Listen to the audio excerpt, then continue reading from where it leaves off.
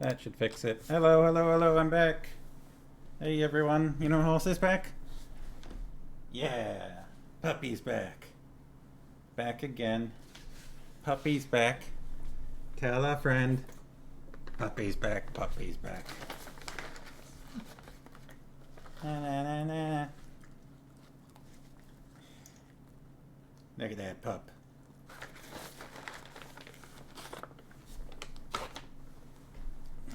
I haven't been sitting in this chair for a little bit. He hasn't gotten too many treats from here. But he did not forget.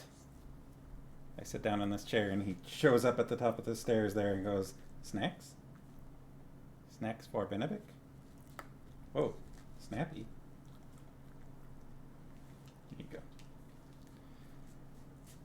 you go. Teleported. Yeah, that seems about right. Hi. It's been a couple of weeks. How you doing? Gotta keep the pup in view. Most important thing. Sitting patiently just in case there's more snacks. Oh, got an itch. I'll just get in the way of that. I'm okay. I have ups and downs and I'm trying to keep distracted. Because that helps.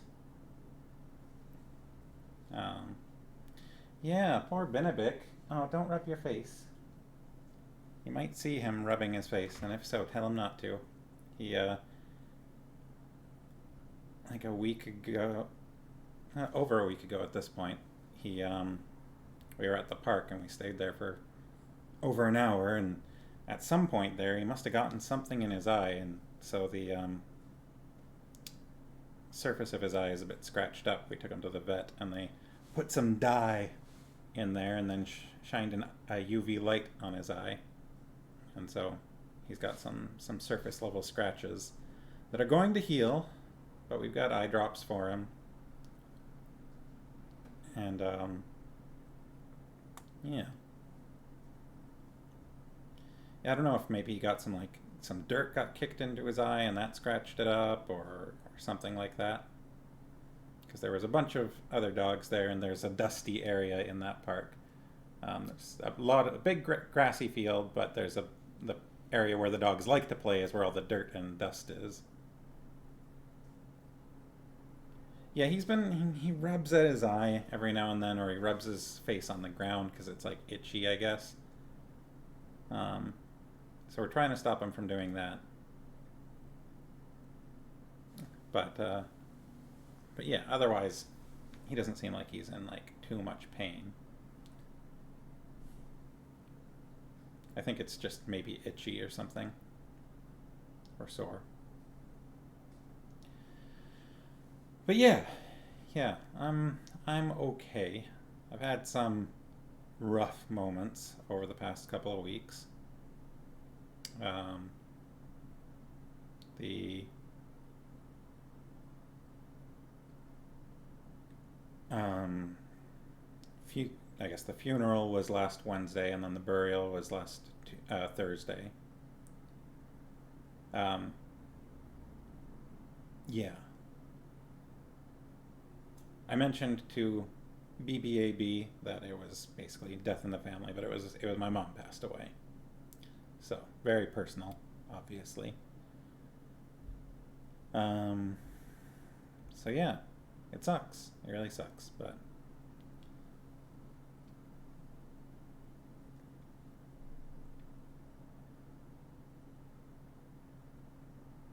no cone of shame. Yeah, our vet suggested that we put the cone on to stop him from scratching at it, but we haven't done that because he does not react well to having the cone on. And I don't think he doesn't like try to claw at his eye or anything. He's not going to scratch it. He puts the back of his paw up and kind of rubs it that way. So I don't think he's too likely to actually do much more damage. Yeah, it is pretty hard. Thank you, BBAB. Um, Definitely some rough moments. I don't know. I'm glad I haven't been having too many, I don't think I've been having really nightmares about it yet. Um, so that is a relief, I guess. But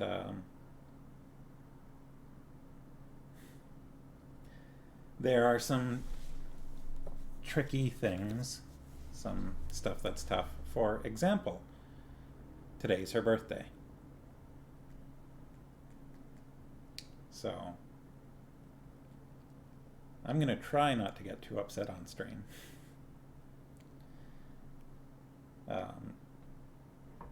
We're going to do, my family's going to do some kind of barbecue this weekend, I guess. My family does a lot of barbecues.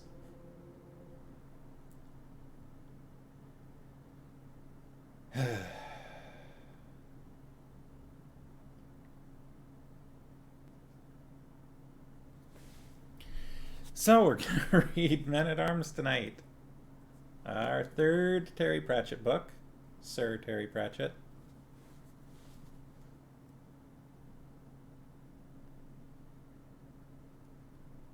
It's not focusing. Focus. Look at the amazing Josh Kirby artwork. It's staying focused on me. Maybe if I put it in the way of me. Hey, that actually worked. That's interesting. The camera can like recognize my face and tries to stay focused on that. Sharky easy field for bin. Mister had a bee sting. Oh, jeez. Hello, Sharkies. Welcome back. I'm also back. Yeah. New book day. New book day is always fun.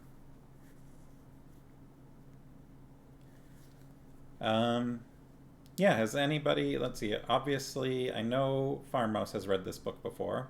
It sounded like the Sharkies had not. I think maybe Robot Kyo had? You read this one, didn't you?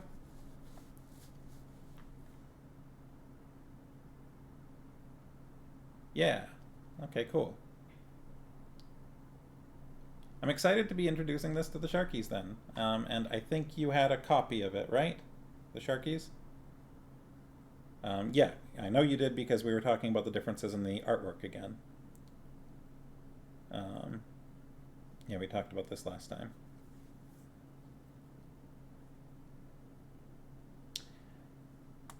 That's fair. You know, I think I think I like the writing style in Men at Arms better, personally. I feel like it feels more like he's finding his stride a little bit more in this book, and it's sort of becoming what the Discworld sort of solidifies into as the books go on. Because Guards was still pretty early on, and so I feel like he was still kind of finding his stride in certain regards. There were certain characters that hadn't really come into their own yet. Oh, you might have access to a copy, BBAB. That's cool. That would be good. It's fun to read along, right? And I also, there's definitely moments in this book. Maybe I've read it more often, this one. I don't know. But there are moments in this one that are very memorable to me. And just like bits and scenes that stick out really well to me. Versus I found I was a bit hazy on some of the details of Guards when we read through it on stream. I just borrowed the ebook. Very nice. Library score, yeah. Digital access to books from libraries is really cool. Looking forward to hearing it again and seeing if you changed your opinion. Cool. Yours doesn't have it, otherwise you would have. But you do have a copy. Well, I mean, yeah. Both are good. There's the benefit of, you know, being able to hold a paperback copy. Mrs. Red Pyramids with the library ebook. I gotta read. There's so many books from the Discworld that I need to read again. Kind of obsessed with digital library loans. It is one of the more positive technological developments, I feel like. It is a very positive use of modern technology. There's so many negative things with technology and so many like just like things that are just bad. But the library going digital, I think, is one of those rare, really nice things to hear about. There have been some pretty good Discworld movies. Um, I feel like I remember The Color of Magic actually being really good with Sean Astin. Um,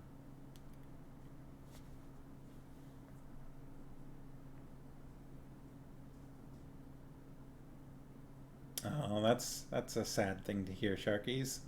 Why would you tell me that? No, it's good to have more information, but that's sad.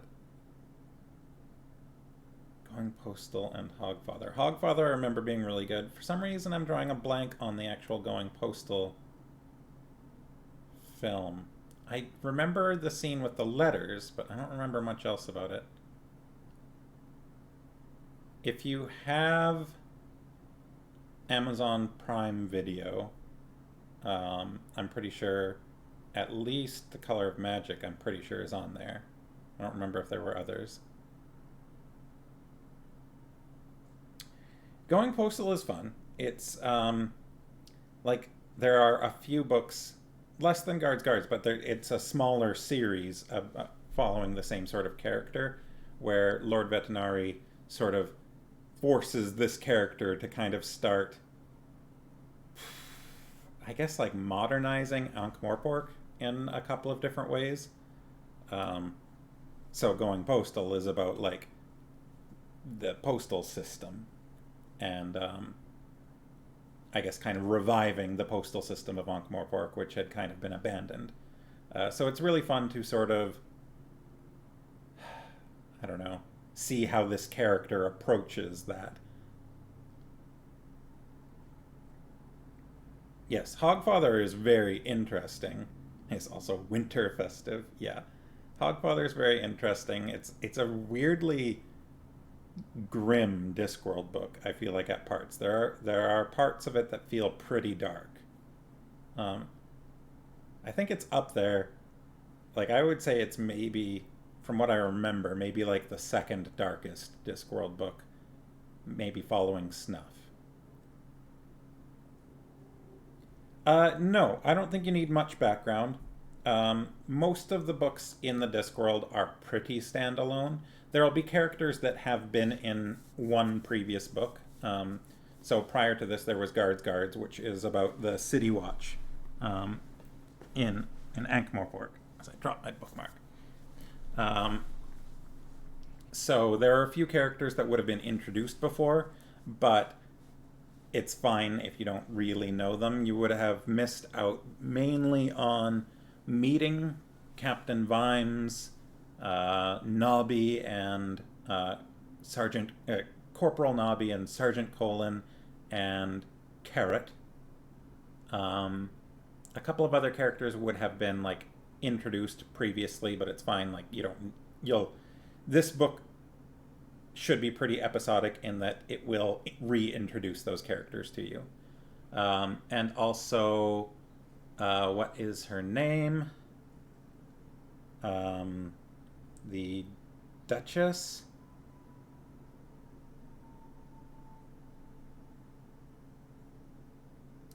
Yes, Sybil Ramkin? Lady Ramkin, yeah. Sybil Ramkin. Um, who Vimes, Captain Vimes may have ended up, and she's a very interesting woman. She's very wealthy, and she breeds swamp dragons, which are sort of these little tiny dragons that tend to spontaneously combust when they're not feeling well. And she and Vimes may have kind of had the sweets for each other towards the end of Guards, which was a very cute relationship, with both of them being kind of, you know, middle aged. They both have history and are not very experienced. So I think it's a really cute romance.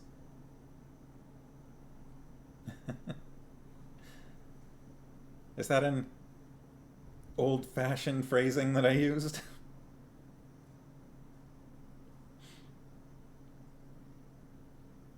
Yeah. So they're very cute together, I think. While both having their own like strengths and weaknesses.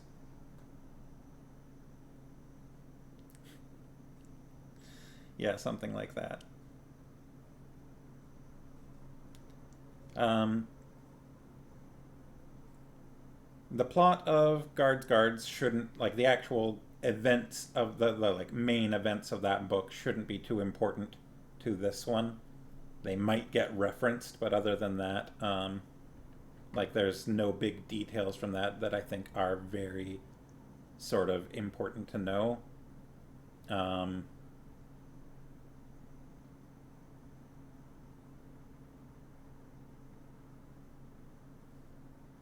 you haven't heard having the sweets for each other? Did I make that up? Is that weird? Hmm. I didn't really think about it when I said it. I think it's just something that has it, like one of those phrases that's just floating around in my head, so I just assumed that it's normal. The opposite is having the spices for someone.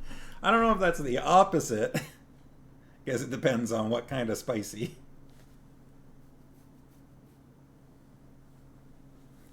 Flamethrower spicy or like habanero spicy?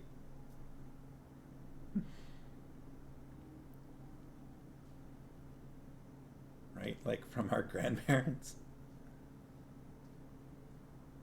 They're sweet on each other. Maybe I just messed it up. It seems like I'm the only one. You know what? I gotta look this up now. Why,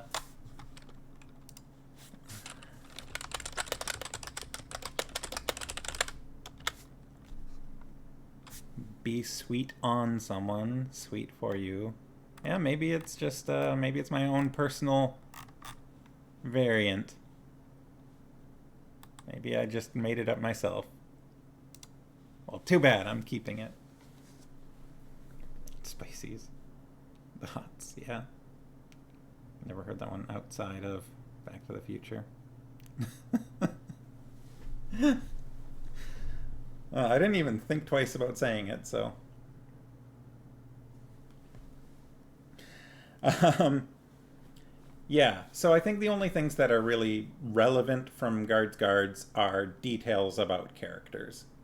Um, there were sort of hints about how Carrot, who was a human that was raised by dwarves, um, might have been, maybe like technically the rightful heir to the throne of Ankh-Morpork, but even if that is the case, he doesn't seem to care about it, and I don't think anybody's going to be pushing that.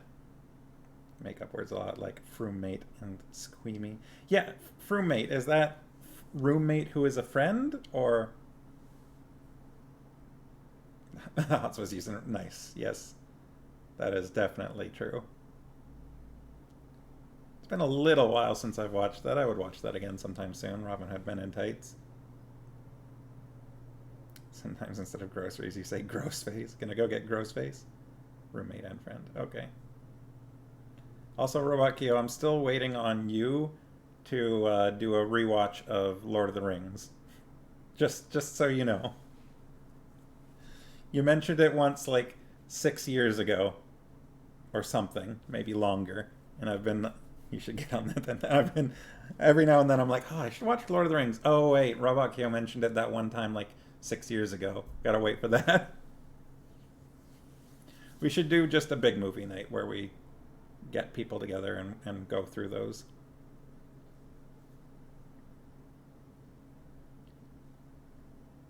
Make it, yeah, maybe drinks and movies. Is somebody willing to put in the effort to look up one of those menus and organize one of those, like, eat what they're eating on the screen and drink what they're drinking? We were just talking about doing that. Apparently a bunch of us are on the same page. You're doing the same thing. All right, it's 20 after 7. Get some iron plates and cherry tomatoes. More lembas bread. We've had a copy of a film you kickstarted for a few years.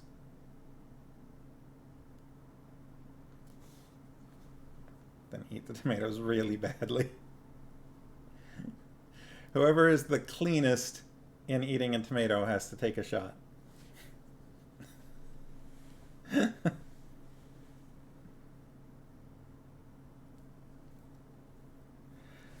Why don't we see how many voices I can remember?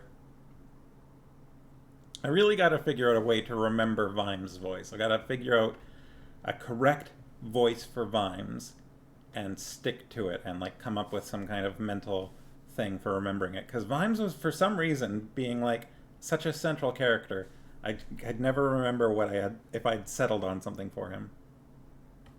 Don't forget the taters. Dainty tomato challenge. Boiled, mashed, and stewed. So if anyone comes up with, if anyone has a thought on a specific way that I should read Vimes, please chip in with that. Maybe since he was the central character. Yeah, kind of, but at the same time, I feel like that's not right.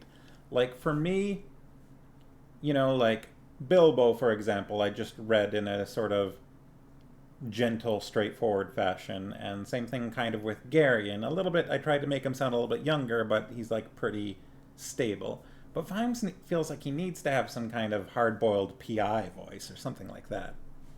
At least a little gruff. The tricky thing is I tend to lean towards making everybody too gruff. Gruff PI. I'll try it. I'll try to keep that in mind when he comes up. Just a little gruff. Okay. Yeah. So, this book was what? Let's see if I can figure out when it was written. It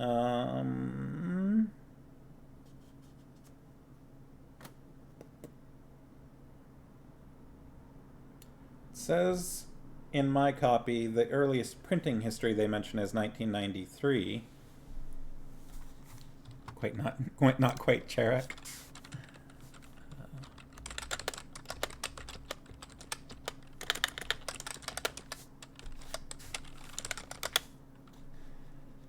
I just don't know if I can do John Wayne all the time, and not to mention one of the brothers from the... Yeah, it looks like it was first published in 1993. That is later than I thought. This book is more recent than I thought. You're thinking more New Yorker? Were you thinking like, what's his name? Bruce... Not Bruce Campbell. Bruce Willis? Were you thinking Bruce Willis? Let's see, when was... I wonder when Guards was published.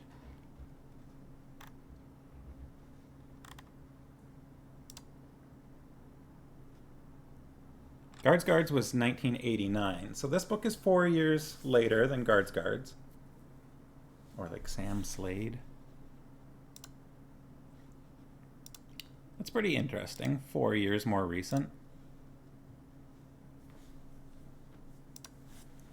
Alright, let's get into it, and I'll figure out the voice when I get to it. I'll try it out, see how we go.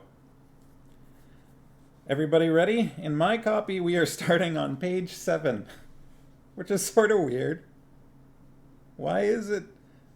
That's really odd that they count all the, like, pages that just have, you know, reviews and things like that, and the title page, they count all that as pages of the book, and then the first actual page is page 7. Alright.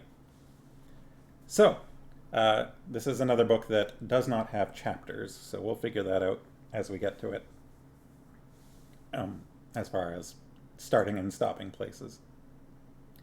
Have a drink of water. Everybody ready? I hope so, because I'm starting. Corporal Carrot, Ankh-Morpork's city guard, night watch, sat down in his nightshirt, took up his pencil, sucked the end for a moment, and then wrote. Now, bear with me as I try to read this the way it sounds, the way he's written it. Dearest Mum and Dad, well, here is another fine turn-up for the books, for I have been made corporal! 2 exclamation marks. It means another $5 a month, plus also I have a new jerkin with 2 stripes upon it as well, and a new copper badge. It is a great responsibility! 2 exclamation marks. This is all because we have got new recruits, because the patrician, who, as I have formerly vouchsafed, is the ruler of the city, has agreed the watch must reflect the ethnic makeup of the city.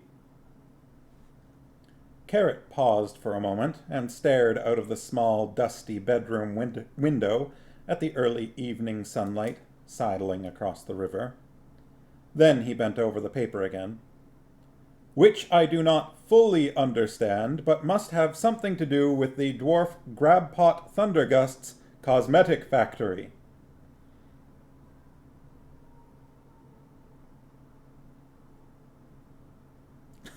I read this like 2 weeks ago.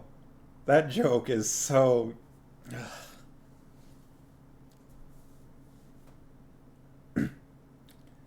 Ethnic makeup. Cosmetic factory. Get it? Also, Captain Vimes, of who I have often written to you of, is leaving the watch to get married and become a fine gentleman, and I'm sure we wish him all the best. He taught me all I know, apart from the things I taught myself. Yes, the new hires are great. I really do like this book. I'm trying to read all the random capitalization that Carrot inserts into his letters. We are clubbing together to get him a surprise present. I thought one of those new watches that don't need demons to make them go, and we could inscribe on the back something like, "A watch from your old friends in the watch." This is a pun, or play on words. We do not know who will be the new captain. Sergeant Colin says he will resign if it's him. Corporal Nobbs... Carrot stared out the window again. His big, honest forehead wrinkled with effort as he tried to think of something positive to say about Corporal Nobbs. Is more suited in his current role, and I have not been in the watch long enough, so we shall just have to wait and see. It began, as many things do, with a death, and a burial, on a spring morning, with a mist on the ground so thick that it poured into the grave, and the coffin was lowered into cloud. A small grayish mongrel, host to so many assorted doggy diseases that it was surrounded by a cloud of dust, very cartoonish picture, watched impassively from the mound of earth. Various elderly female relatives cried, but Edward the Eighth didn't cry. The Eighth? D''E''ATH. It's definitely not death, right? Edward the Eth, maybe? Pigpen the pup. You would say Deeth? D'', and you'd just say Deeth, not Deeth. Like D'Artagnan. Oh, all right. D'Artagnan! Deeth. There's a local politician with that name. Is there? Well, try not to think about them, I guess. Edward Deeth. All right, Edward Deeth didn't cry for 3 reasons. He was the eldest son, the 37th Lord Deeth, and it was not done for a Death to cry. He was, the diploma still had the crackle in it, an assassin. And assassins didn't cry at a death. Otherwise they'd never be stopping. And he was angry. In fact, he was enraged. Enraged at having to borrow money for this poor funeral. Enraged at the weather, at this common cemetery, at the way the background noise of the city didn't change in any way, even on such an occasion as this. Enraged at history. It was never meant to be like this. It shouldn't have been like this. He looked across the river to the brooding bulk of the palace, and his anger screwed itself up and became a lens. Edward had been sent to the Assassin's Guild because they had the best school for those whose social rank is rather higher than their intelligence. If he'd been trained as a fool, he'd have invented satire and made dangerous jokes about the patrician. If he'd been trained as a thief, footnote, he'd have broken into the palace and stolen something very valuable from the patrician. Footnote, but no gentleman would dream of being trained as a thief. End of footnote. However, he'd been sent to the assassins. That afternoon, he sold what remained of the Death estates and enrolled again at the guild school for the postgraduate course. He got full marks, the first person in the history of the guild ever to do so. His seniors described him as a man to watch, and, because there was something about him that made even assassins uneasy, preferably from a long way away. In the cemetery, the solitary gravedigger filled in the hole that was the last resting place of Death Senior. He became aware of what seemed to be thoughts in his head. They went something like this. Any chance of a bone? No, sorry, bad taste there. Forget I mentioned it. You've got beef sandwiches in your was name. Lunchbox thingy, though. Why not give one to the nice little doggy over there? The man leaned on his shovel and looked around. The grey mongrel was watching him intently. It said, "Woof."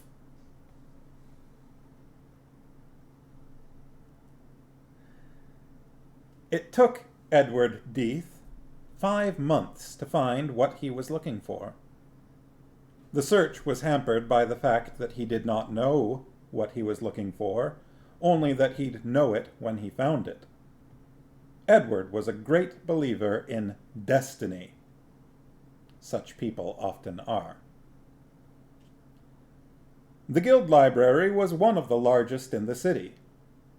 In certain specialized areas, it was the largest. These areas mainly had to do with the regrettable brevity of human life and the means of bringing it about. Edward spent a lot of time there, often at the top of a ladder, often surrounded by dust. He read every known work on armaments. He didn't know what he was looking for, and he found it in a note in the margin of an otherwise very dull and inaccurate treatise on the ballistics of crossbows.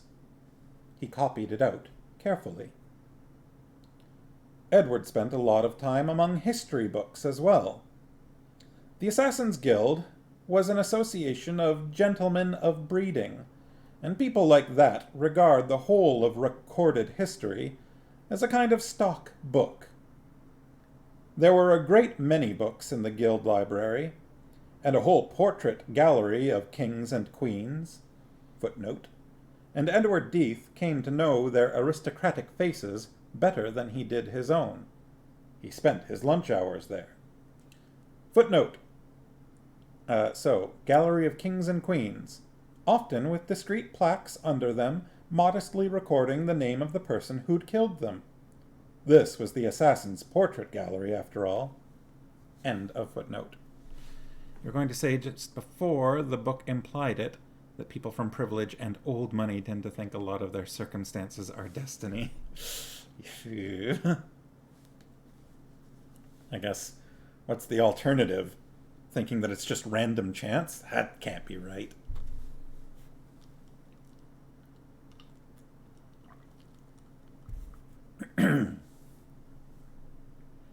It was said later that he came under bad influences at this stage. But the secret of the history of Edward Death was that he came under no outside influences at all, unless you count all those dead kings. He just came under the influence of himself. That's where people get it wrong. Individuals aren't naturally paid-up members of the human race, except biologically. They need to be bounced around by the Brownian motion of society, which is a mechanism by which human beings constantly remind one another that they are, well, human beings. He was also spiraling inwards, as tends to happen in cases like this. He'd had no plan. He'd just retreated, as people do when they feel under attack, to a more defensible position, i.e. the past, and then something happened which had the same effect on Edward as finding a plesiosaur in his goldfish pond would on a student of ancient reptiles. He'd stepped out, blinking in the sunlight one hot afternoon, after a day spent in the company of departed glory, and had seen the face of the past strolling by, nodding amiably to people. He hadn't been able to control himself. He'd said, "Hey, you! Who are you?" The past had said, "Corporal Carrot, sir. Night watch. Mr. Death, isn't it? Can I help you?" "What? No. Be about your business." The past nodded and smiled at him, and strolled on into the future. Got a scene break. Carrot stopped staring at the wall. "I have expended $3 on an iconograph box, which is a thing with a brownie inside that paints pictures of things. This is all the rage these days. Please find enclosed pictures of my room and my friends in the watch.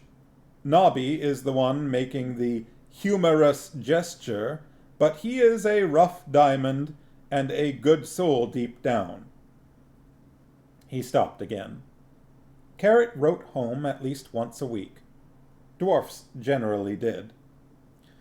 In the Discworld series, Sir Terry always pluralizes dwarfs as DWARFS, which I think is sort of more the original, but like prior to Tolkien spelling. I think Tolkien was the one that kind of introduced VES for dwarves and elves. Otherwise it was, or previously I think it was elves and dwarfs more traditionally. Though I am just kind of going off of my own memory on that. I could be wrong.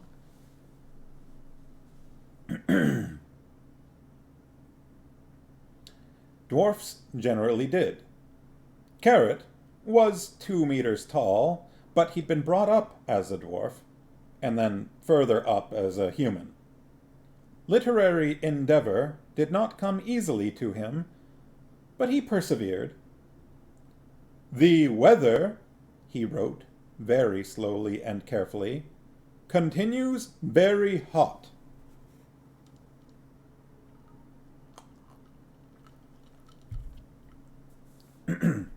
Edward could not believe it. He checked the records. He double-checked. He asked questions, and, because they were innocent enough questions, people gave him answers.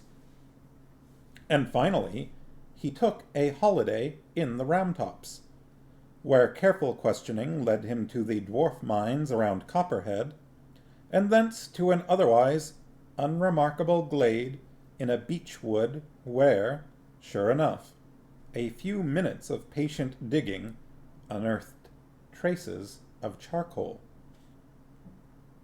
He spent the whole day there.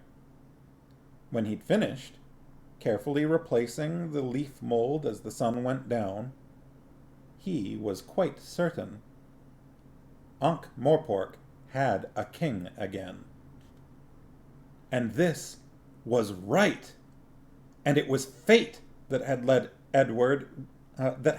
Edward recognize this just when he'd got his plan, capital P.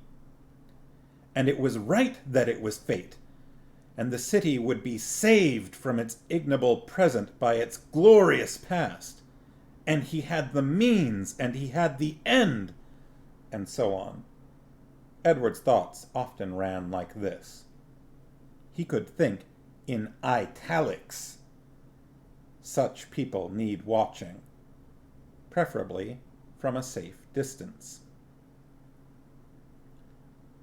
I was interested in your letter where you said people have been coming and asking about me. This is amazing. I have been here hardly 5 minutes, and already I am famous. F-A-M-U-S. I was very pleased to hear about the opening of number 7 shaft. I don't mind telling you that although I am very happy here, I miss the good times back home.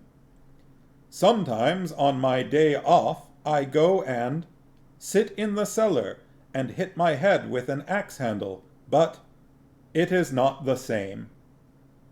Hoping this finds you in good health, yours faithfully, your loving son, adopted, Carrot.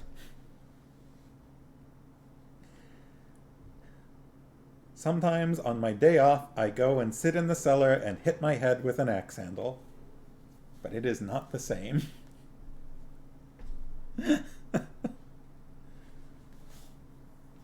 He folded the letter up, inserted the iconographs, sealed it with a blob of candle wax pressed into place with his thumb, and put it in his pants pocket. Dwarf mail to the Roundtops was quite reliable. More and more dwarfs were coming to work in the city, and because dwarfs are very conscientious, many of them sent money home. This made dwarf mail just about as safe as anything, since their mail was closely guarded. Dwarfs are very attached to gold. Any highwayman demanding your money or your life had better bring a folding chair and a packed lunch and a book to read while the debate goes on.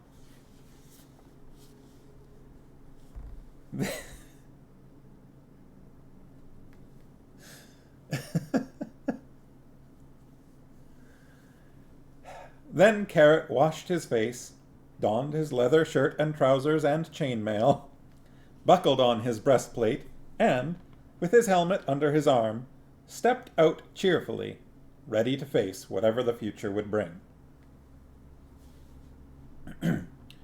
This was another room, somewhere else. It was a poky room, the plaster walls crumbling, the ceilings sagging like the underside of a fat man's bed. And it was made even more crowded by the furniture.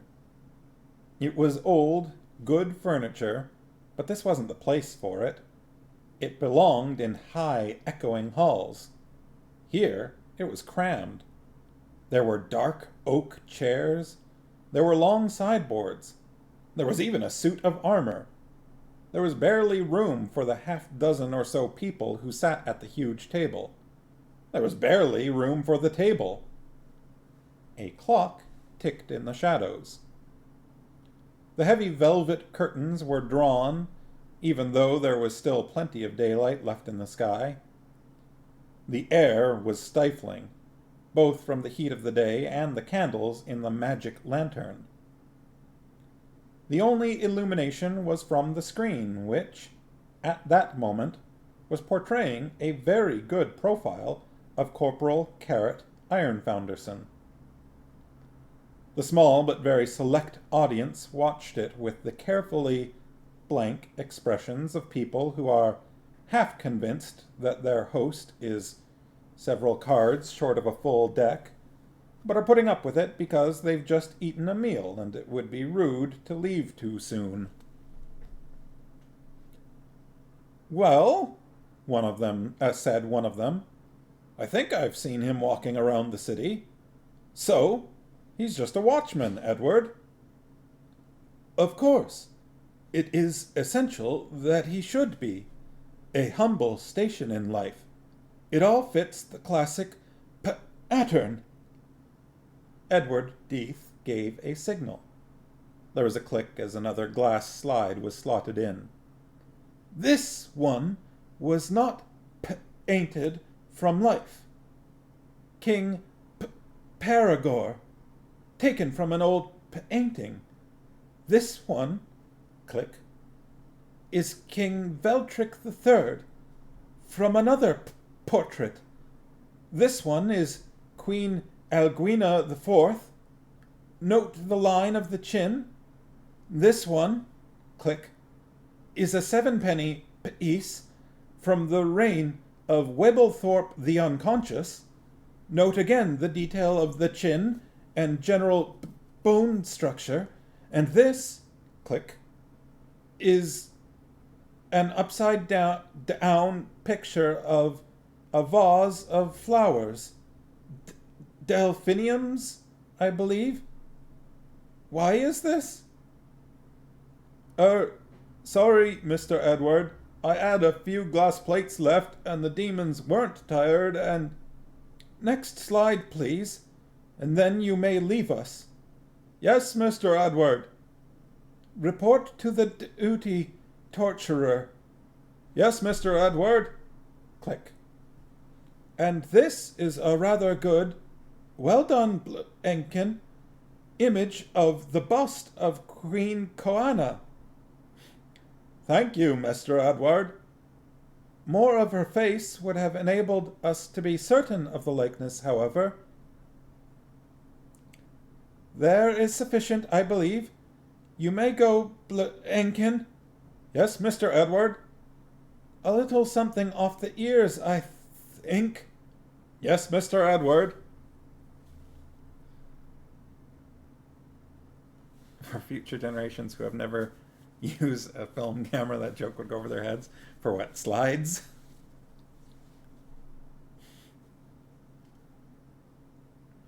The servant respectfully shut the door behind him, and then went down to the kitchen, shaking his head sadly.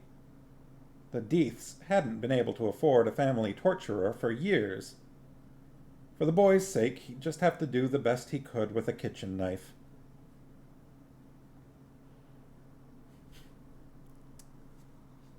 The extra plates for pictures, yeah, okay, fair. The visitors waited for the host to speak, but he didn't seem about to do so, although it was sometimes hard to tell with Edward. When he was excited, he suffered not so much from a speech impediment as from misplaced pauses, as if his brain were temporarily putting his mouth on hold. Eventually, one of the audience said, "Very well, so what is your point?" "You've seen the likeness. Isn't it obvious?" "Oh, come now." Edward Death pulled a leather case towards him and began undoing the thongs. But the boy was adopted by Discworld dwarfs. They found him as a baby in the forests of the Ramtop Mountains. There were some earning wagons. corpses, that sort of thing. And it attack, apparently. The dwarfs found a sword in the wreckage. He has it now.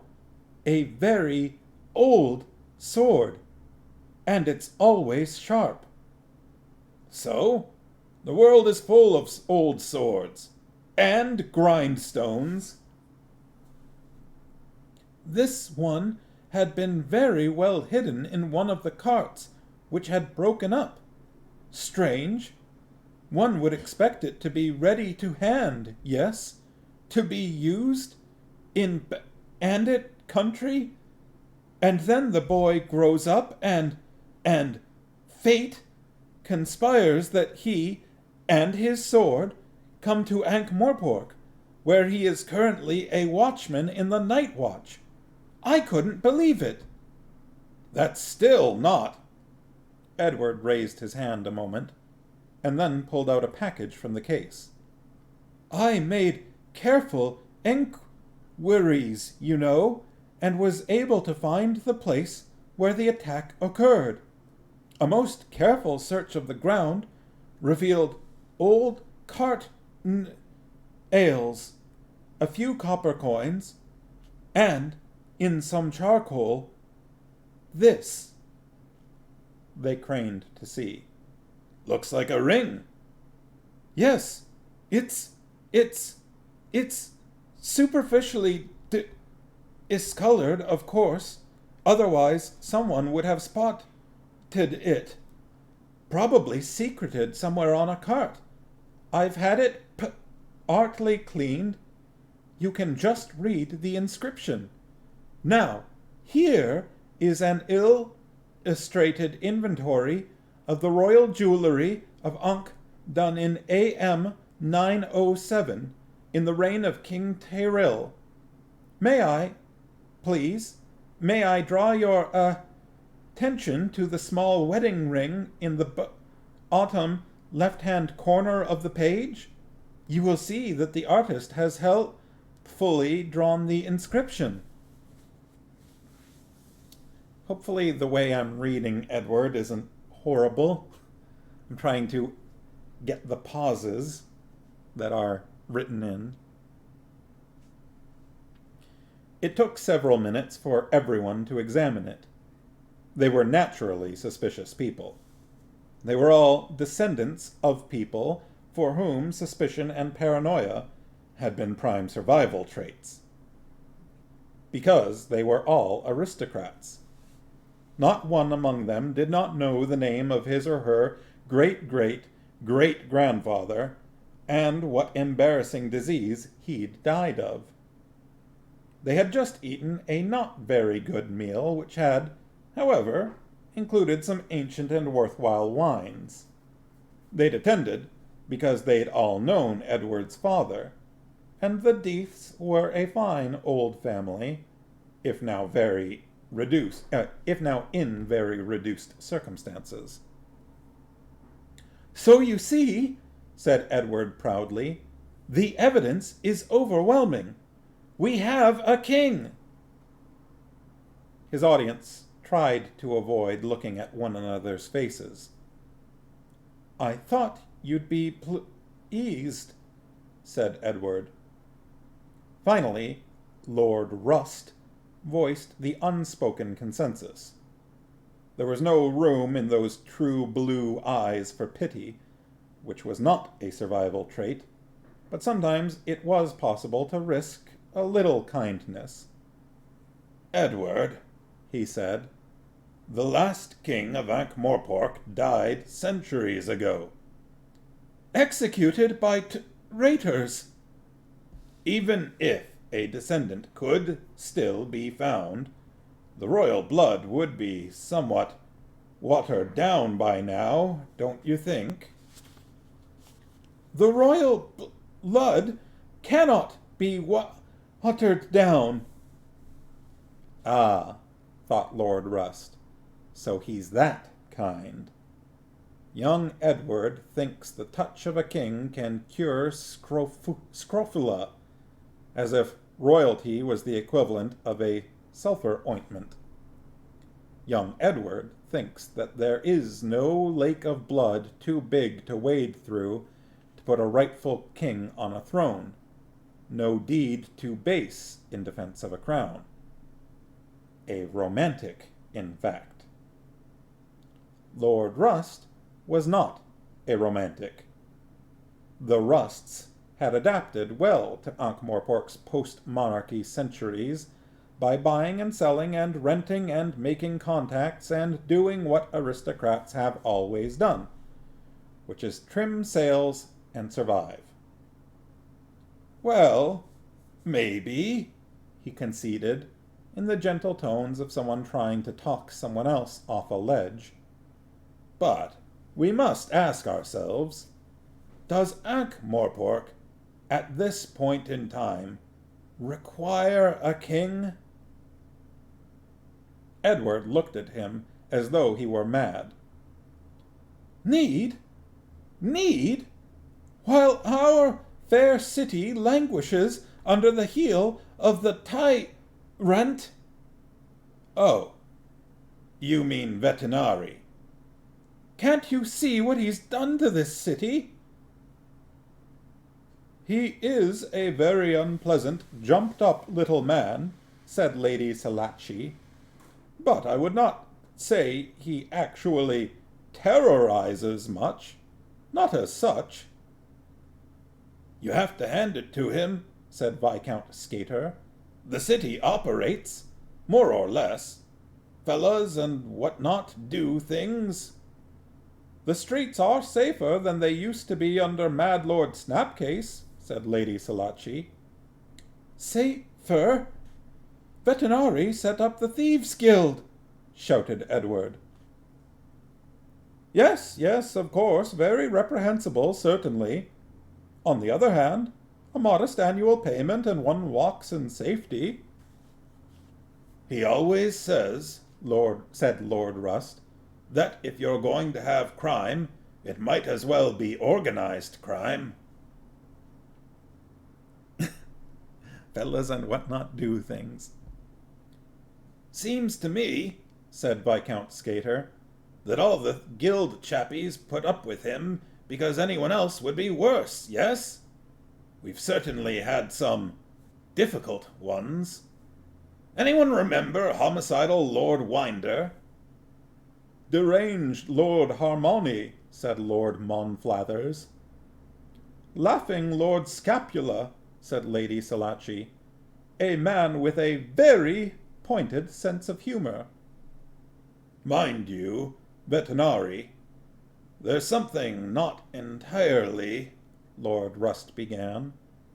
I know what you mean, said Viscount Skater. I don't like the way he always knows what you're thinking before you think it. Everyone knows the assassins have set his fee at $1 million, said Lady Salachi. That's how much it would cost to have him killed. One can't help feeling, said Lord Rust, that it would cost a lot more than that to make sure he stayed dead. Ye gods! What happened to pride? What happened to honor? They perceptibly jumped as the last Lord Death thrust himself out of his chair. Will you listen to yourselves? Please, look at you. What man among you has not seen his family name degraded since the days of the kings? Can't you remember the men your forefathers were? He strode rapidly around the table so that they had to turn to watch him. He pointed an angry finger. You, Lord Rust, your ancestor was created a baron after single-handedly killing 37 Pratchettians while armed with nothing more than a inn. Isn't that so? Yes, but... You, sir, Lord Monflathers. The first Duke led 600 men to a glorious and epic defeat at the Battle of Quirm. Does that mean nothing?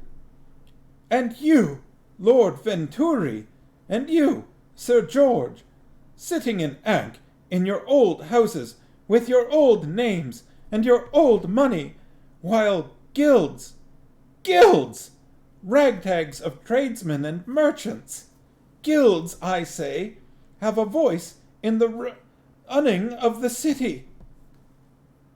He reached a bookshelf in 2 strides and threw a huge leather-bound book on the table, where it upset Lord Rust's glass.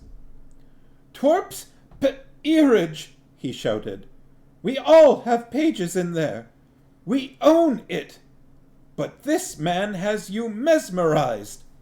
I assure you he is flesh and blood, a mere mortal. No one dares remove him because they think it will make things a little worse for themselves. Ye odds!" His audience looked glum. It was all true, of course, if you put it that way. And it didn't sound any better coming from a wild-eyed, pompous young man. "Yes, yes, the good old days. Towering spires and pennants and chivalry and all that," said Viscount Skater. "Ladies in pointy hats, chappies in armor bashing one another and whatnot. But, you know, we have to move with the times." "It was a golden age," said Edward. My God, thought Lord Rust, he actually does believe it. "You see, dear boy," said Lady Salaci, "a few chance likenesses and a piece of jewellery, that doesn't really add up to much, does it?" "My nurse told me," said Viscount Skater, "that a true king could pull a sword from a stone." "Ha, yes, and cure dandruff," said Lord Rust. "That's just a legend. That's not real. Anyway, I've always been a bit puzzled about that story. What's so hard about pulling a sword out of a stone? The real work's already been done. You ought to make yourself useful and find the man who put the sword in the stone in the first place, eh?" There was a sort of relieved laughter. That's what Edward remembered. It all ended up in laughter. Not exactly at him, but he was the type of person who always takes laughter personally. 10 minutes later, Edward de Heath was alone. They're being so nice about it, moving with the times. He'd expected more than that of them. A lot more. He dared to hope that they might be inspired by his lead. He'd pictured himself at the head of an army. Blinken came in at a respectful shuffle. "I saw 'em all off, Mr. Edward," he said. "Thank you, Blinken. You may clear the table." "Yes, Mr. Edward." "Whatever happened to honor, Blinken?" "Dunno, sir. I never took it." "They didn't want to listen." I almost got past that.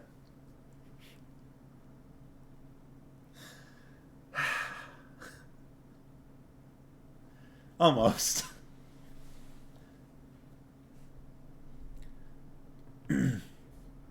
"They didn't want to listen." "No, sir." "They didn't want to listen." Edward sat by the dying fire with a dog-eared copy of Thigh-Biter's The Ankh-Morpork Succession. How do you read something that is spelled weirdly?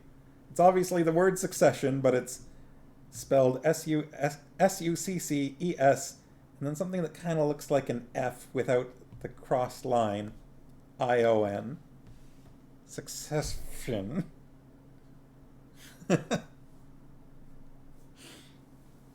Open on his lap. Dead kings and queens looked at him reproachfully. And there it might have ended. In fact, it did end there, in millions of universes. Edward Eath grew older, and obsession turned to a sort of bookish insanity of the gloves with the fingers cut out and carpet slippers variety, and became an expert on royalty, although no one ever knew this because he seldom left his rooms. Corporal Carrot became Sergeant Carrot, and in the fullness of time died in uniform, aged 70, in an unlikely accident involving an anteater.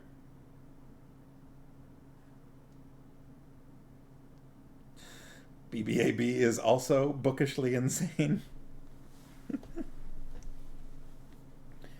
In a million universes, Lance Constables Cuddy and Detritus didn't fall through the hole. In a million universes, Vimes didn't find the pipes. In one strange but theoretically possible universe, the watch house was redecorated in pastel colors by a freak whirlwind, which also repaired the door latch and did a few other odd jobs around the place. In a million universes, the watch failed. In a million universes, this was a very short book. Edward dozed off with the book on his knees and had a dream. He dreamed of glorious struggle. Glorious was another important word in his personal vocabulary, like honor. If traitors and dishonorable men would not see the truth, then he, Edward Eath, was the finger of destiny. The problem with destiny, of course, is that she is often not careful where she puts her finger.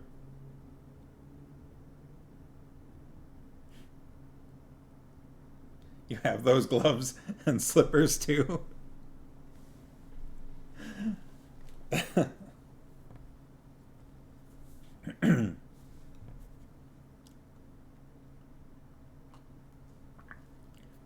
So that's an interesting bit of, I don't know the name necessarily of this literary technique, because it's not exactly foreshadowing. It's literally saying things that are going to happen.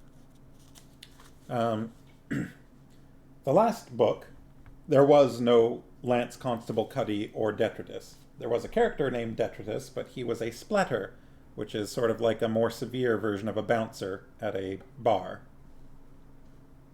I don't think we met anyone named Cuddy in the previous book.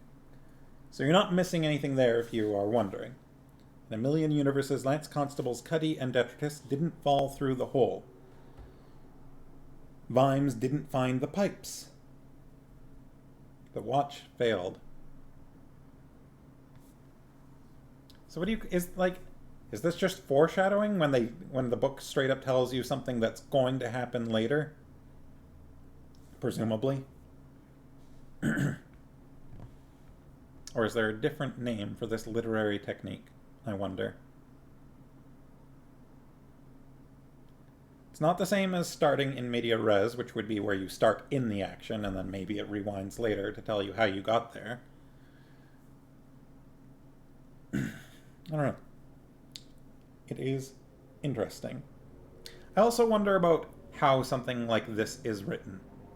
Did Sir Terry write the whole book and then come back and drop in these clues? Or do you think he planned it out ahead of time and then just wrote this at the beginning when he was doing like a thorough rewrite? Now, whatever happened to honor reminds you of Fozzie and Rolf joke where the playing piano and Fozzie hat falls off and Rolf asks, "Can you play hatless?" Fozzie, "I don't know, who wrote it?" I love that team up of Fozzie and Rolf. Doesn't happen too often, but there are some great bits in there. Something like dropping hints. I don't know. No, I was going to try and do a Fozzie voice. Waka waka. Nah, it's not quite right. It's too nasally. Higher. Waka waka. No, I can't do it. I can't do it. I need to listen to it first. Hey, everybody. No. No, it's not coming to me. I can hear myself and know that it's wrong, but I can't quite get it. I don't know how to adjust it to be right. I'd need to like listen to a line and then imitate it. Okay. Destiny is often not careful where she puts her finger. Today on lines that almost sound dirty. Mr. can do a few of Frank Oz's voices, but not all.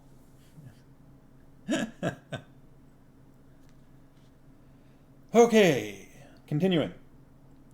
Captain Sam Vimes, Ankh-Morpork City Guard, Night Watch, sat in the drafty anteroom to the patrician's audience chamber, with his best cloak on, and his breastplate polished, and his helmet on his knees.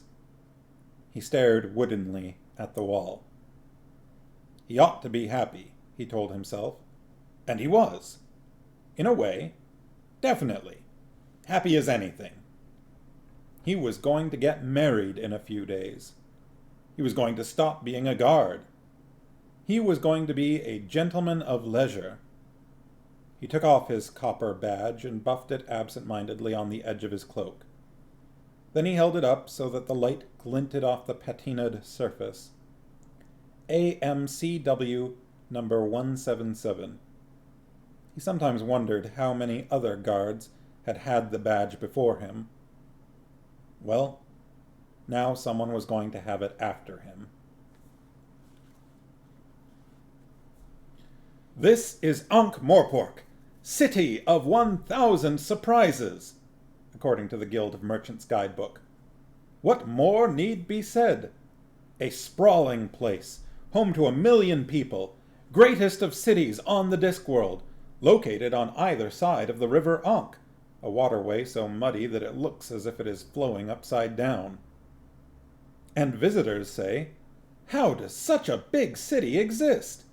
What keeps it going? Since it's got a river you can chew, where does the drinking water come from? What is, in fact, the basis of its civic economy? How come it, against all probability, works? Actually, visitors don't often say this. They usually say things like, which way to the young ladies, right? But if they started thinking with their brains for a little while, that's what they'd be thinking. The patrician of Ankh-Morpork sat back on his austere chair with the sudden bright smile of a very busy person at the end of a crowded day who suddenly found in his schedule a reminder saying, 7 o'clock to 7:05, be cheerful and relaxed and a people person.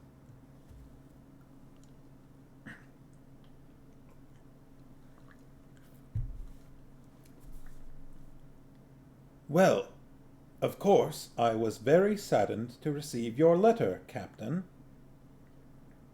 Yes, sir, said Vimes, still as wooden as a furniture warehouse. Please sit down, Captain. Yes, sir. Vimes remained standing. It was a matter of pride. But of course I quite understand. The Ramkin country estates are very extensive, I believe. I'm sure Lady Ramkin will appreciate your strong right hand. Sir, Captain Vimes, while in the presence of the ruler of the city, always concentrated his gaze on a point 1 foot above and 6 inches to the left of the man's head. And of course you will be quite a rich man, Captain. Yes, sir. I hope you have thought about that. You will have new responsibilities. Yes, sir. It dawned on the patrician that he was working on both ends of this conversation. He shuffled through the papers on his desk. And of course, I shall have to promote a new chief officer for the night watch, said the patrician. Have you any suggestions, Captain? Vimes appeared to descend from whatever cloud his mind had been occupying, This was guard work. Well, not Fred Colin. He's one of nature's sergeants. How's that? Doesn't feel exactly right to me.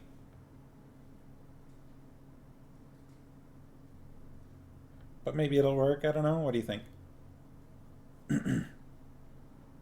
Yeah, needs more. Sergeant Colin, Ankh-Morpork City Guard, Night Watch. A little too deep. Surveyed the bright faces of the new recruits. He sighed. He remembered his first day. Old Sergeant Wimbler. What a tartar! Tongue like a whiplash. If the old boy had lived to see this. What was it called? Oh, yeah. Affirmative action. Affirmative action hiring procedure, or something. Silicon Anti-Defamation League had been going on at the Patrician, and now... Try it one more time, Lance Constable Detritus, he said. The trick is, you stops your hand just above your ear. Now, just get up off the floor and try saluting one more time. Now then, Lance Constable Cuddy.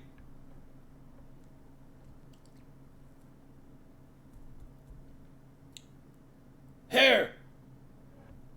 Here. How about that? Here. Where? In front of you, Sergeant. Colin looked down and took a step back. The swelling curve of his more than adequate stomach moved aside to reveal the upturned face of Lance Constable Cuddy, with its helpful, intelligent expression and one glass eye. Oh, right. I'm taller than I look. Oh, gods, thought Sergeant Colin wearily. Add 'em up and divide by 2, and you've got 2 normal men. Except normal men don't join the guard. A troll and a dwarf. And that ain't the worst of it.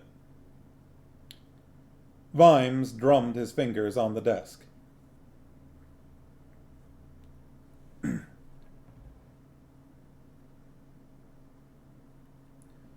Not Colin, then. Not Colin, then, he said. He's not as young as he was. Time he stayed in the watch house, keeping up on the paperwork. Besides, he's got a lot on his plate. I'll get there. Sergeant Colin has always had a lot on his plate, I should say, said the patrician. With the new recruits, I mean, said Vimes, meaningfully. You remember, sir. The ones you told me I had to have, he added in the privacy of his head. They weren't to go in the day watch, of course. And those bastards in the palace guard wouldn't take them either. Oh, no. Put 'em in the night watch, because it's a joke anyway, and no one'll really see 'em. No one important, anyway. Vimes had only given in because he knew it wouldn't be his problem for long. It wasn't as if he was a speciesist, he told himself. But the watch was a job for men. How about Corporal Nobbs? Said the patrician. Nobby? They shared a mental picture of Corporal Nobbs. No.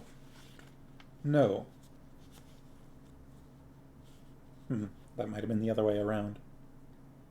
Then, of course, there is, the patrician smiled, Corporal Carrot, a fine young man, already making a name for himself, I gather. That's true, said Vimes.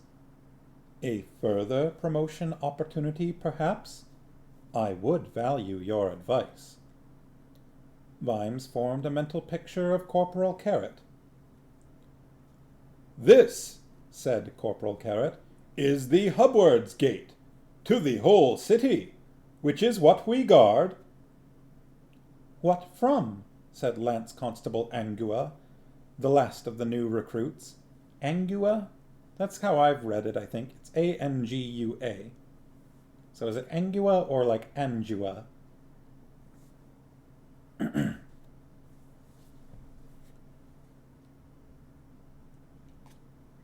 You also usually use the Angua. Angua. Oh, you know, barbarian hordes, warring tribesmen, bandit armies, that sort of thing. What? Just us? Us? Oh, no, Carrot laughed. That'd be silly, wouldn't it? No, if you see anything like that, you just ring your bell as hard as you like. What happens then? Sergeant Colin and Nobby and the rest of 'em will come running along just as soon as they can.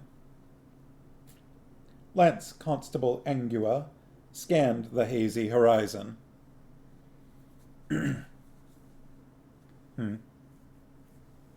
I'll try. She's only had like 4 words so far, though. Lance Constable Angua scanned the hazy horizon. She smiled. Carrot blushed. Constable Angua had mastered saluting first go.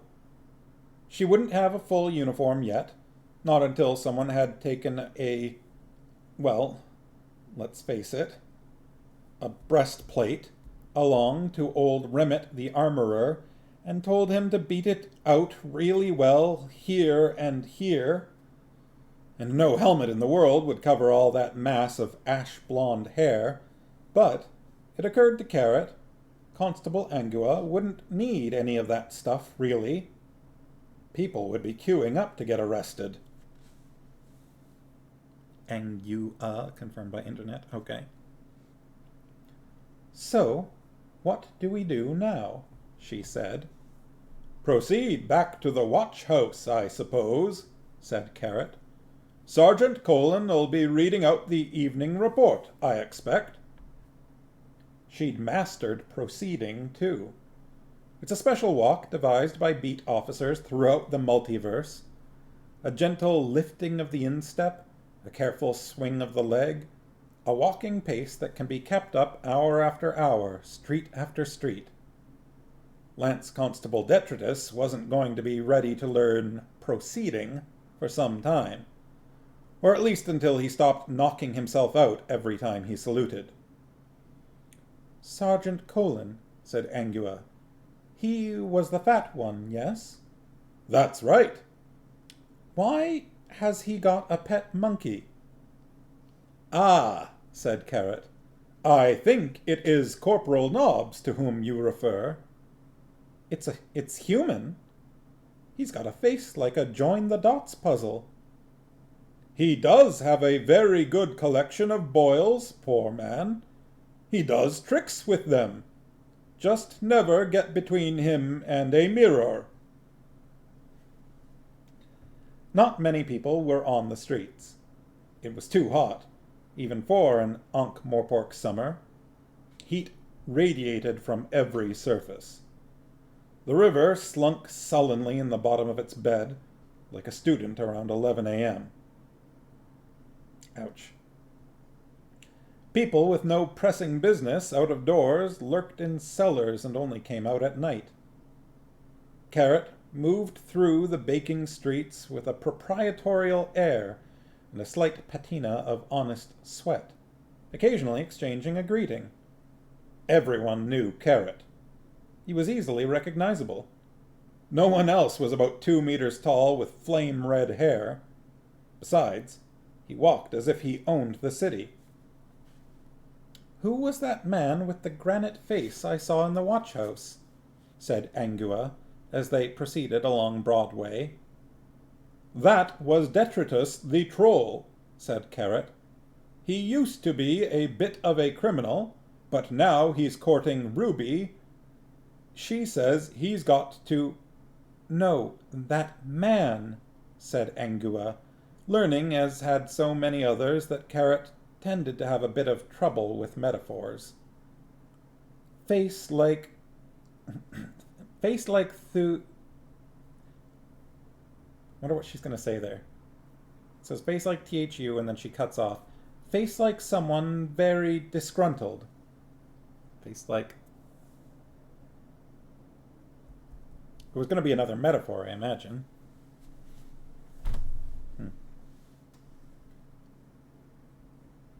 Oh. Thunder? You think? Face like thunder? I would say like face like a thundercloud, but she didn't say a. Oh, that was Captain Vimes. But he's never been gruntled, I think. He's retiring at the end of the week and getting married. Thumbtacks? Oh, maybe. Doesn't look very happy about it, said Angua. Couldn't say. I don't think he likes the new recruits. The other thing about Constable Carrot was that he was incapable of lying. Well, he doesn't like trolls much, he said. We couldn't get a word out of him all day when he heard we had to advertise for a troll recruit. And then we had to have a dwarf, otherwise they'd be trouble. I'm a dwarf, too, but the dwarfs here don't believe it. You don't say, said Angua, looking up at him. My mother had me by adoption. Oh, yes, but I'm not a troll or a dwarf, said Angua sweetly. No, but you're a Angua stopped. That's it, is it? In case you don't have a book in front of you, no, but you're a W cut off. That's it, is it? Good grief! This is the century of the fruit bat, you know. Ye gods, does he really think like that? He's a bit set in his ways. Congealed, I should think. The patrician said we had to have a bit of representation from the minority groups, said Carrot. Minority groups? Sorry. Anyway, he's only got a few more days. There was a splintering noise across the street. They turned as a figure sprinted out of a tavern and hared away up the street, closely followed, at least for a few steps, by a fat man in an apron. Stop! Stop! Unlicensed thief! Ah, said Carrot. Angua's been smurfetted.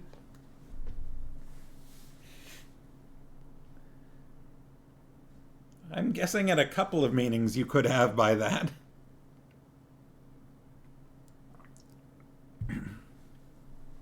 But I don't think she's blue.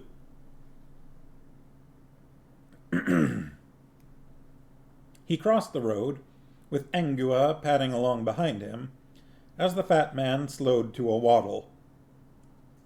Morning, Mr. Flannel, he said. Bit of trouble? He took $7 and I never saw no thief license, said Mr. Flannel. What are you going to do about it? I pay my taxes.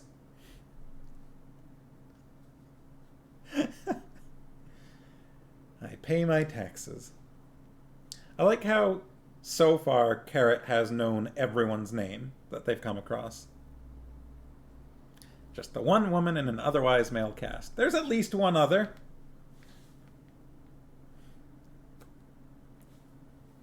Like Farmos said. We're only on page 29. We shall be hotly in pursuit any moment, said Carrot calmly, taking out his notebook. $7, was it? At least 14? There was a woman in Edward's Room of Nobles. Yeah, she wasn't really a character, though. But as a part of the watch,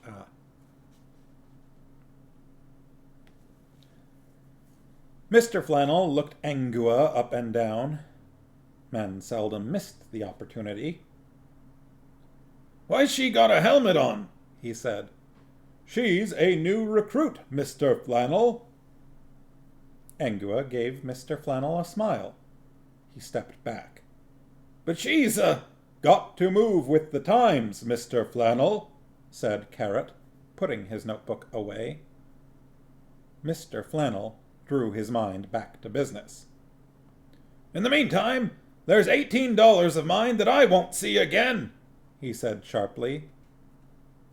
Oh, nil desperandum, Mr. Flannel, nil desperandum, said Carrot cheerfully. Come, Constable Angua, let us proceed upon our inquiries. He proceeded off, with Flannel staring at them with his mouth open. Don't forget my $25, he shouted. Aren't you going to chase the man? Said Angua, running to keep up. No point, said Carrot, stepping sideways into an alley that was so narrow as to be barely visible. He strolled between the damp, moss-grown walls in deep shadow. Interesting thing, he said. I bet there's not many people who know that you can get to Zephyr Street from Broadway. You ask anyone. They'll say you can't get out of the other end of Shirt Alley. But you can, because all you do, you go up Mormius Street, and then you can squeeze between these bollards here into Borbeigmick Lane. Good, aren't they? Very good iron. And here we are in Whilom Alley. He wandered to the end of the alley and stood listening for a while. What are we waiting for? Said Angua. There was the sound of running feet. Carrot leaned against the wall and stuck out one arm into Zephyr Street. There was a thud. Carrot's arm didn't move an inch. It must have been like running into a girder. They looked down at the unconscious figure. Silver dollars rolled across the cobbles. Oh dear, oh dear, oh dear, said Carrot. Poor old Huron now. He promised me he was going to give it up to... Oh, well. He picked up a leg. How much money? He said. Looks like $3, said Angua. Well done, the exact amount. No, the shopkeeper said. Come on, back to the watch house. Come on, Huron now. It's your lucky day. Why is it his lucky day? Said Angua. He was caught, wasn't he? Yes, by us. Thieves' Guild didn't get him first. They aren't so kind as us. Huron now's head bounced from cobblestone to cobblestone. Pinching $3 and then trotting straight home, sighed Carrot. That's Huron now. Worst thief in the world. But you said Thieves' Guild. When you've been here a while, you'll understand how it all works, said Carrot.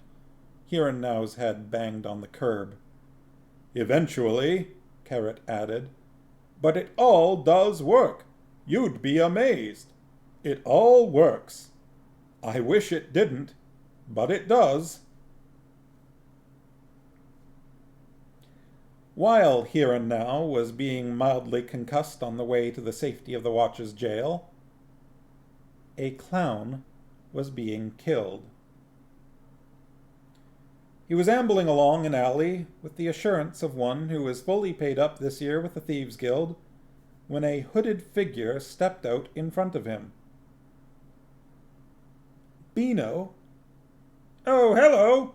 It's Edward, right? The figure hesitated. I was just going back to the guild, said Beano. The hooded figure nodded. Are you okay? Said Beano. I'm sorry about this, it said, but it is for the good of the city. It is nothing personal. He stepped behind the clown. Beano felt a crunch, and then his own personal internal universe switched off. Then he sat up. "Ow," he said, "that hurt." but it didn't. Edward Heath was looking down at him with a horrified expression. "Oh, I didn't mean to hit you that hard. I only wanted you out of the way." "Why'd you have to hit me at all?" And then the feeling stole over Beano that Edward wasn't exactly looking at him, and certainly wasn't talking to him. He glanced at the ground and experienced that peculiar sensation known only to the recently dead. Horror at what you see lying down in front of you, followed by the nagging question, so who's doing the looking? "Knock." Nope, that's not quite right. "Knock, knock." He looked up. "Who's there?" Death. "Death who?" There was a chill in the air. Beano waited. Edward was frantically patting his face. Well, what until recently had been his face. "I wonder, can we start again? I don't seem to have the hang of this." I had a good death voice before, but I think I've kind of forgotten it. This one's okay, but it's not quite right. A little hollower. A little more booming. "Sorry," said Beano. "I'm sorry," moaned Edward. "I meant it for the best." Beano watched his murderer drag the body away. "Nothing personal, he says." I wasn't right. "Nothing personal, he says," he said. "I'm glad it wasn't anything personal." Whatever, it doesn't matter. "I should hate to think that I've just been killed because it was personal." "It's just that it has been suggested that I should be more of a people person." "I mean, why? I thought we were getting on really well. It's very hard to make friends in my job. In your job, too, I suppose." "Break it to them gently, as it were." "One moment walking along, the next minute dead. Why?" "Think of it more as being dimensionally disadvantaged." The shade of Beano the clown turned to death. "What are you talking about?" "You're dead." "Yes, I know." Beano relaxed and stopped wondering too much about events in an increasingly irrelevant world. Death found that people often did, after the initial confusion. After all, the worst had already happened. At least, with any luck. "If you would care to follow me." "Will there be custard pies? Red noses? Juggling? Are there likely to be baggy trousers?" "No." Beano had spent almost all his short life as a clown. He smiled grimly under his makeup. "I like it."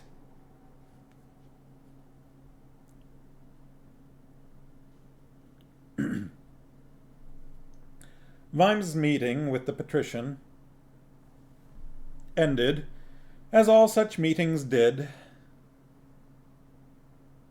Oh, yeah, he smiled grimly. Good catch, good catch. Bard. He smiled bardically. Vimes' meeting with the patrician ended, as all such meetings did, with the guest going away in possession of an unfocused yet nagging suspicion that he'd only just escaped with his life. Well, you know, it is 8:40. There is a scene break here, and my voice is a little like, I think, my 2-week break from doing this stream. I think my voice needs a little catching up. So why don't we just call it there? I think that's a good place to stop. The death of Beano the clown.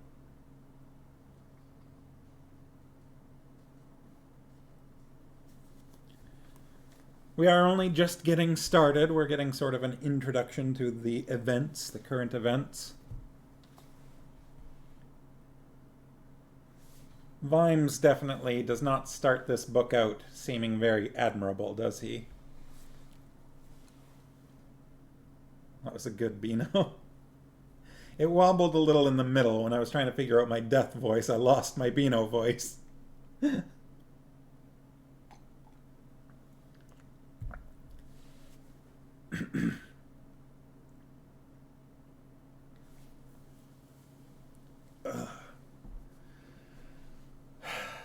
Definitely some funny bits so far. Not like... not anything too severe. I didn't fully break down too much, but... oh, thank you. Though my voice is feeling a little... rocky right now. Which is too bad we didn't get to detritus.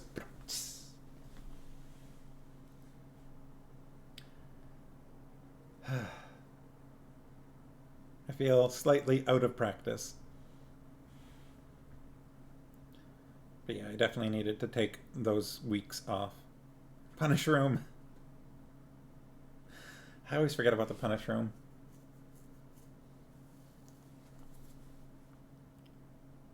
For the uninformed, we had a, back when I lived with a different friend, we had a little mushroom that was called the punish room because you had to put money in it as a punishment when you made a pun.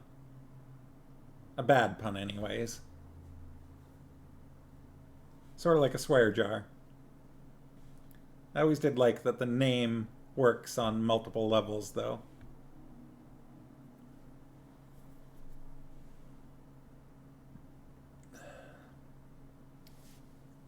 So yeah. I think a pretty solid start into the book. We're on page 33 and we started on page 7. So that's a good... I mean, I think the kerning of this book, the font and spacing and whatnot, is a little more spread out than in the Belgariad. For instance, if you look at the conversation between Edward and Death, like, there's a lot of blank space here. And there's a fair amount of spacing between lines and things like that. So it always seemed like we would... I think we'd usually get through between like 10 to 20 pages in an evening reading the Belgariad. You know, 20 pages was on a night where we doubled down and read a few chapters. But it seemed like, especially in the most recent book, like each chapter was somewhere around 9 to like 13 pages-ish.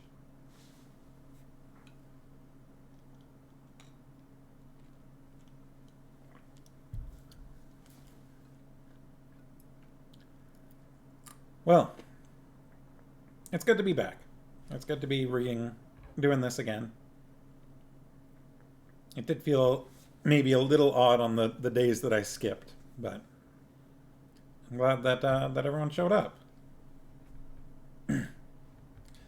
Thanks for rejoining me. I don't think there's any reason for me to miss this Friday either. So, Friday the 16th, 2 days from now, I'll be back at the same time. We'll continue with Men-at-Arms and figure out what's going on in this book. Probably we will meet Sergeant Detritus. No, not Sergeant. Constable? Constable Detritus. Probably meet Constable Detritus. Thank you, BBAB. I appreciate it. Same sleep time, same sleep channel.